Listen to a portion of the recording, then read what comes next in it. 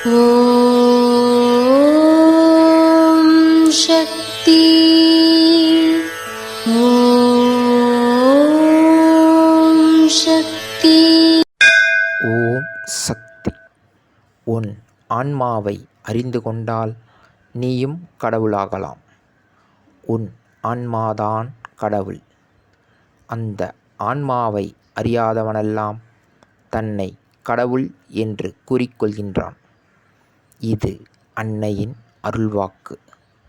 குருவடி சரணம், திருவடி சரணம். ஓம் சக்தி. சக்திகளே, உங்களுடைய கருத்துக்கள் மற்றும் அனுபவங்களை கீழ்க்காணும் மின்னஞ்சல் முகவரிக்கு வீடியோ வடிவிலோ ஆடியோ வடிவிலோ எங்களுக்கு அனுப்பவும்.